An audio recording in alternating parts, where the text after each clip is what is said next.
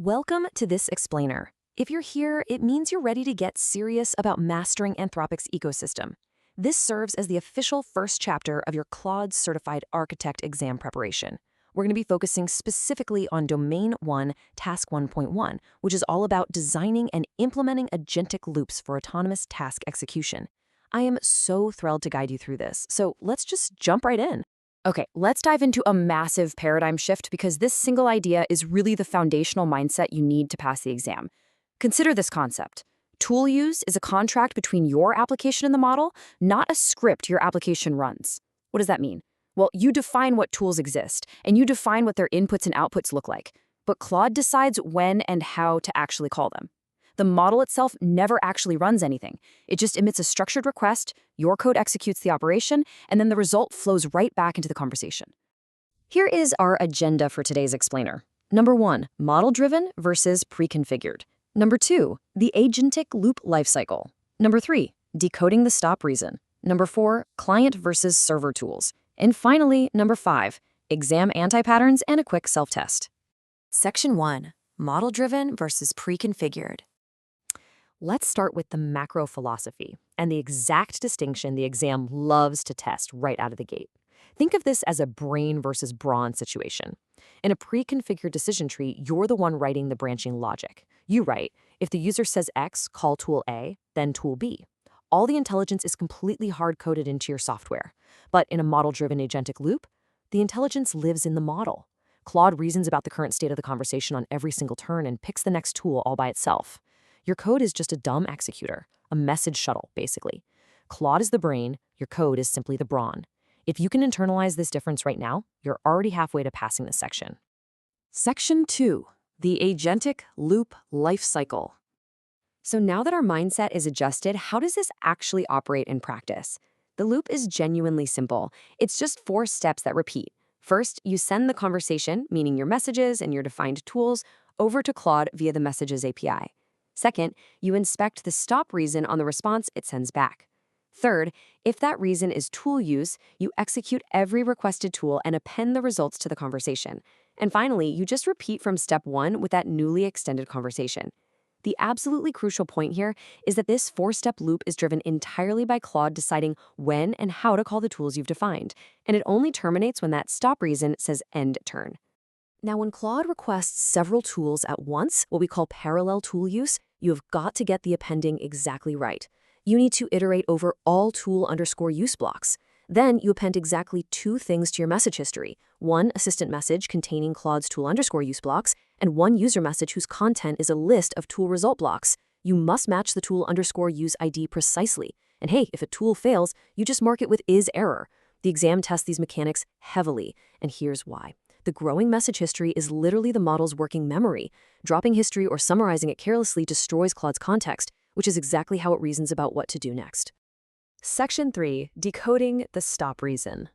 All right, consider this your ultimate cheat sheet for handling edge cases and control flow. Why? Because the entire control flow is driven by that stop reason field. It's never about parsing the text. Let's walk through them. Tool use means continue. You execute the tool and loop. End turn means terminate. Claude finish naturally, and here is your final answer. Pause turn is a really special one for server-side tools where Anthropic's internal loop hits a 10-iteration cap. The work isn't then, you just resend the response as is. Max tokens means the output got cut off. Stop sequence means your custom string was hit. And refusal means Claude declined the prompt.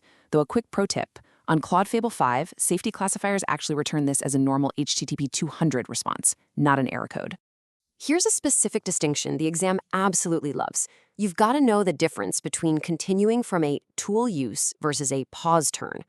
A response waiting on your client tool is always tool use, meaning you must send back the tool result blocks. But pause turn happens when Anthropic's internal server loop hits its cap. In that specific scenario, you continue by sending back the whole response completely unchanged, just to let Claude continue its background work. Section 4, client tools versus server tools. Let's quickly clarify when you're actually the one in charge of this control flow. The distinction all comes down to who drives the loop. Client tools are your own custom functions, or Anthropic schema tools like bash and text_editor. These run right in your application, meaning you drive the loop. Server tools, on the other hand, like web_search or code_execution, are run by Anthropic on their own infrastructure. Remember, for server tools, you never build a tool result because Anthropic's infrastructure handles all of it before the response even reaches you, unless, of course, it pauses or is batched with a client tool. Section 5, Exam Anti-Patterns and Self-Test. Let's look at the specific gotchas and anti-patterns you will absolutely see on the test.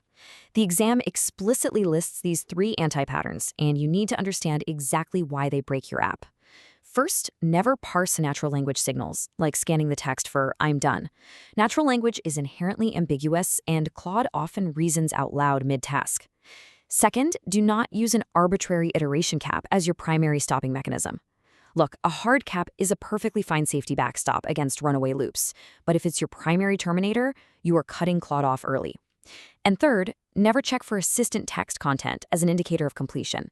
Every single one of these fails because they substitute a fragile, ambiguous proxy for a rock-solid, deterministic API signal. Which brings us to the absolute golden rule. If you take one thing away, let it be this: stop reason is the source of truth for control flow. Full stop. If you internalize this rhythmic repetition, stop reason is the source of truth, stop reason is the source of truth, I promise you, these exam questions become incredibly easy. Let's do a rapid-fire self-test right now to lock this in before exam day. Question 1. The response has text content and a tool_use block. Is Claude finished? The answer is absolutely not. Like we just talked about, Claude can reason out loud in text before calling a tool, so keying on text gives you a false completion signal. You always check the stop_reason, see that it says tool_use, and then you execute the tool and loop again. Okay, here's the next exam scenario. Your stop reason comes back as pause turn. What exactly do you send back to the API? You send back the entire response exactly as is, not tool_result blocks. The work isn't done, you just need to pass the baton back and let Claude's server-side tool loop continue its job. Question 3. This one tests the mechanics that developers constantly fumble. Let's say Claude returns 3 tool_use blocks in parallel. How many tool result blocks do you create, and in how many messages do you send them back? You create 3 results, and you place them all inside one user message. You must process all of them, iterate over every tool_use block, and append them together in a single user message back to the model to preserve that vital working memory. And for a final exam self-test check, what is the correct primary signal to actually terminate a client agentic loop? It's when the stop reason equals end turn. As we mentioned, a hard iteration cap is a great safety backstop against infinite loops, but end turn is your actual primary terminator, except no substitutes for this. As we wrap up this first chapter of the explainer, I want you to ask yourself how much control you are truly willing to hand over to Claude's intelligence. Are you finally ready to let the model drive, or are you still clinging to those hard-coded scripts? Think about that. Internalize the stop reason as your one and only source of truth, and I will see you in the next chapter of your Claude Certified Architect exam prep.